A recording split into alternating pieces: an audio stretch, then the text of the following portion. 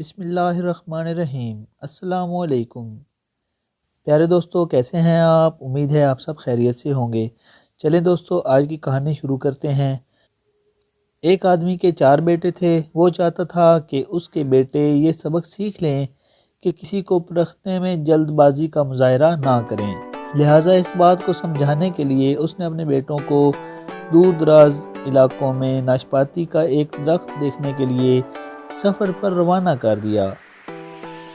ایک وقت میں ایک بیٹے کو سفر پر بھیجا کہ جاؤ اور اس درخت کو دیکھ کر آؤ۔ باری باری سب کا سفر شروع ہوا۔ پہلا بیٹا سردی کے موسم میں گیا، دوسرا بیٹا بہار میں، تیسرا بیٹا گرمی کے موسم میں اور سب سے چھوٹا بیٹا خزاں کے موسم میں گیا۔ جب سب بیٹے اپنا اپنا سفر ختم کر کے واپس لوٹ آئے تو اس آدمی نے اپنے 4 بیٹوں کو ایک سے پوچھا۔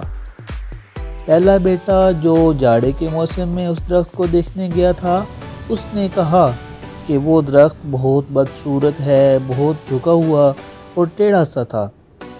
دوسرے بیٹے نے کہا نہیں، وہ درخت تو بہت ہرا بھرا تھا، ہرے ہرے پتوں سے گھرا ہوا۔ تیسرے بیٹے نے ان دونوں سے اختلاف کیا کہ وہ درخت تو پھولوں سے بھرا ہوا تھا اور اس کی مہک دور دور تک آ رہی تھی، اور یہ کہ اس سے حسین منظر اس نے پہلے کبھی بھی نہیں دیکھا تھا۔ سب سے چھوٹے بیٹے نے اپنے سب بڑے بھائیوں سے اختلاف ظاہر کیا کہ وہ ناشپاتی کا درخت تو پھل سے لدا ہوا تھا اور اس پھل کے بوجھ سے درخت زمین سے لگا زندگی سے بھرپور نظر آ رہا تھا۔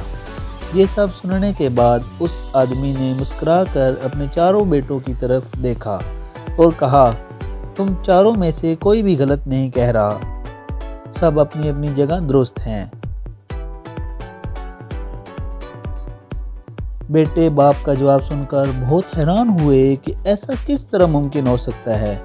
باپ نے اپنی بات جاری رکھتے ہوئے کہا، تم کسی بھی درخت کو یا شخص کو صرف ایک موسم یا حالت میں دیکھ کر کوئی حتمی فیصلہ نہیں کر سکتے۔ کسی فرد کو جانچنے کے لیے تھوڑا وقت ضروری ہوتا ہے۔ انسان کبھی کسی کیفیت میں ہوتا ہے تو کبھی کسی اور کیفیت میں۔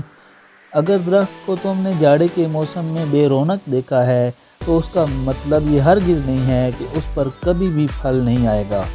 اسی طرح اگر کسی شخص کو تم لوگ غصے کی حالت میں دیکھ رہے ہو تو اس کا مطلب یہ ہرگز نہیں ہے کہ وہ برا ہی ہوگا۔ کبھی بھی جلد بازی میں کوئی فیصلہ نہ کرو۔ جب تک اچھی طرح کسی کو جانچ نہ لو، کسی کو اسی وقت سمجھا یا پرکھا جا سکتا ہے جب یہ تمام موسم گزر جائیں۔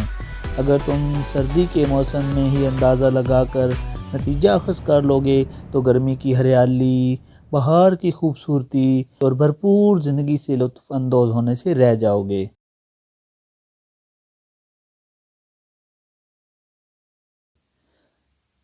دوستو، اس کہانی سے ہمیں کیا سبق ملتا ہے؟ اس کہانی سے ہمیں یہ سبق ملتا ہے کہ صرف ایک پریشانی کے لیے اپنی زندگی کی باقی تمام خوشیوں کو داؤ پر مت لگاؤ۔ زندگی کے ایک برے موسم کو بنیاد بنا کر باقی زندگی کو خراب مت کرو، اور امید پہ دنیا قائم ہے، اور خوشی سے زندگی گزارنے کی کوشش کرو۔ ہنستے رہو، مسکراتے رہو، خوش رہو، خوشیاں بانٹو۔ اپنا اور اپنے چاہنے والوں کا ڈھیر سا خیال رکھیے۔ ملتے ہیں کسی اور ویڈیو کے ساتھ۔ Thanks for watching. اللہ حافظ۔